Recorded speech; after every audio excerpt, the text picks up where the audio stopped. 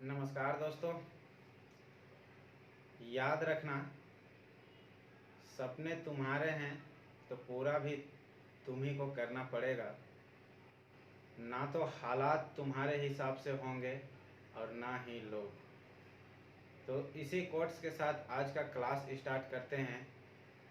आज का हमारा विषय है असर रिपोर्ट 2021 की संपूर्ण जानकारी। आज की इस वीडियो में हम लोग देखेंगे असर रिपोर्ट क्या है और इसे जारी कौन करता है, और साथ ही हम लोग जानेंगे कि असर रिपोर्ट 2021 की महत्वपूर्ण बातें क्या है और इसका उद्देश्य क्या है, और लास्ट में हम लोग देखेंगे इससे संबंधित कुछ प्रश्न। तो बढ़ते हैं आगे। सबसे पहले हम लोग जानेंगे कि असर रिपोर्ट 2021 सुर्खियों में क्यों है। तो बता दो कि प्रथम फाउंडेशन के द्वारा शिक्षा की वार्षिक स्थिति का जो वार्षिक रिपोर्ट पेश करता है वही असर रिपोर्ट है। असर यानी कि annual status of education report, जिसे प्रथम फाउंडेशन के द्वारा जारी किया जाता है। वहीं बात करेंगे 2021 रिपोर्ट की, तो ये रिपोर्ट का 16वां संस्करण है। 16वां संस्करण है। इस रिपोर्ट से संबंधित सर्वेक्षण 25 राज्यों और 3 केंद्र शासित प्रदेशों में आयोजित की जाती है। याद रखिएगा, 25 राज्यों और 3 केंद्र शासित प्रदेशों में आयोजित की जाती है। अब हम लोग जानेंगे कि असर रिपोर्ट 2021 के बारे में कुछ जानकारी। यह रिपोर्ट स्कूली शिक्षा पर नागरिक आधारित घरेलू सर्वेक्षण है, जिसका उद्देश्य बच्चों की स्कूली शिक्षा की स्थिति और उनके पढ़ने की मूलभूत स्तर और अंकगणितीय कौशल का अनुमान लगाना है। यह भारत के ग्रामीण इलाकों में 3 से 16 वर्ष के बच्चों की स्कूली शिक्षा की स्थिति रिपोर्ट जारी करती है। याद रखिएगा, 3 वर्ष से 16 वर्ष के स्कूली बच्चों की शिक्षा की स्थिति रिपोर्ट जारी करती है। बता दूं कि प्रथम फाउंडेशन के द्वारा 2005 से 2014 तक प्रत्येक वर्ष यह रिपोर्ट जारी की जा रही थी। उसके बाद 2014 से 2018 तक प्रत्येक 2 वर्ष में जारी किया गया। 2018 के बाद पुनः प्रत्येक वर्ष जारी हो रही है, जो कि 2021 में भी जारी हुई है। 2020 से कोविड-19 महामारी के कारण बच्चों को सीखने के अवसरों तक पहुंच का पता लगाने के लिए नया फोन आधारित सर्वेक्षण को भी शामिल किया गया है।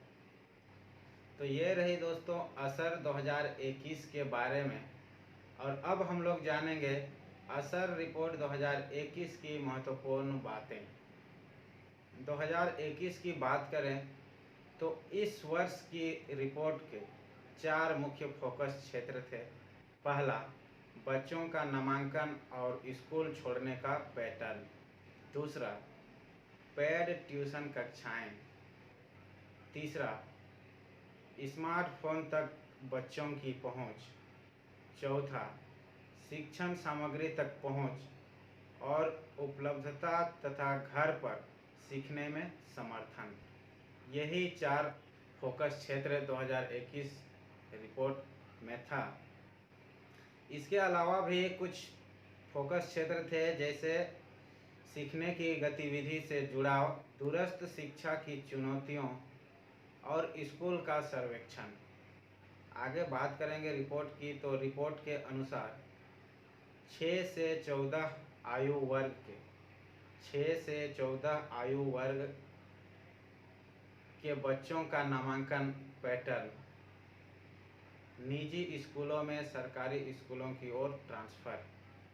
निजी स्कूलों में नामांकन 2018 के 32.5% से घटकर 2021 में 24.4% रह गया है, जबकि सरकारी स्कूलों में नामांकन 2018 में 64.3% से बढ़कर 2021 में 70.3% हो गया है।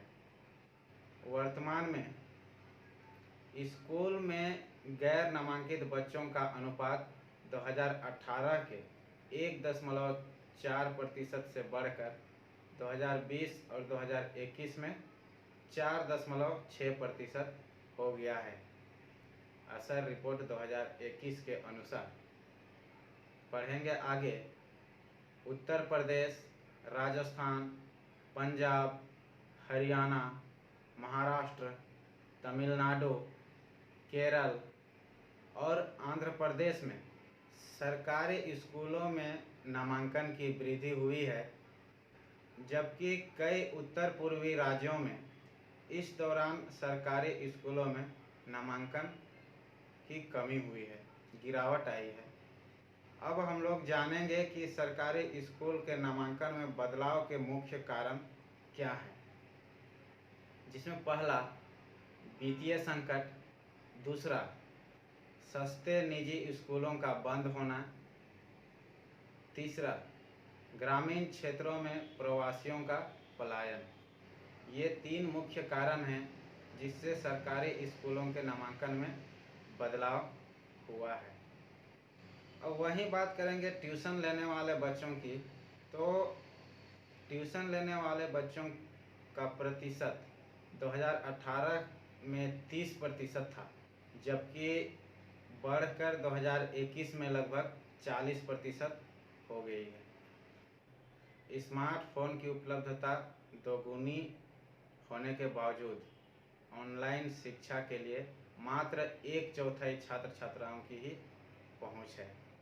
वहीं बात करेंगे राज्यों के मामले में, केरल 91% और हिमाचल प्रदेश 80% छात्र छात्राओं ऑनलाइन शिक्षा प्राप्त की है, जबकि बिहार से केवल 10% और पश्चिमी बंगाल से 13% छात्र छात्राएं ही ऑनलाइन शिक्षा प्राप्त कर सके हैं। यहीं एक बात निकल के आती है, learning support at home. Learning support at home जहां 2020 में नामांकित बच्चों का 3/4 था, वहीं 2021 में घटकर यह 2/3 रह गया है। शिक्षण सामग्री तक पहुंच के मामलों में लगभग सभी नामांकित बच्चों 91.9% के पास उनके वर्तमान सत्र के लिए पाठ्य पुस्तकें उपलब्ध हैं। तो ये तो रही दोस्तों असर रिपोर्ट 2021 के बारे में और असर 2021 की महत्वपूर्ण बातें। अब हम लोग जानेंगे प्रथम फाउंडेशन के बारे में कि प्रथम फाउंडेशन क्या है और वो कैसे काम करती है। प्रथम फाउंडेशन 1995 में झुग्गी बस्तियों के बच्चों की शिक्षा प्रदान करने के लिए मुंबई में गैर सरकारी संगठन के रूप में स्थापित किया गया था, जिसका उद्देश्य भारत में शिक्षा की गुणवत्ता में सुधार करना था। यह शिक्षा की प्रणाली में कमियों को दूर करने के लिए उच्च गुणवत्ता, कम लागत वाले अनुकरणीय हस्तक्षेपों का प्रयोग करता है। तो दोस्तों ये रही असर रिपोर्ट 2021 की संपूर्ण बातें। इससे संबंधित आपको कुछ कहना है तो कमेंट करके ज़रूर कह सकते हैं, कुछ सुझाव दे सकते हैं। अब हम लोग बात करेंगे प्रश्न की। तो प्रश्न है, शिक्षा की वार्षिक स्थिति पर रिपोर्ट यानी कि असर कौन जारी करता है? ऑप्शन है शिक्षा मंत्रालय, NCERT, प्रथम फाउंडेशन, उपरोक्त सभी। इनमें से कौन सही है? आप लोग कमेंट करके ज़रूर बताइए। और वीडियो कैसा लगा, अगर अच्छा लगा हो तो प्लीज़ लाइक कीजिए, और अभी तक सब्सक्राइब नहीं किया है तो सब्सक्राइब भी कर लीजिए। जय हिंद, जय भारत।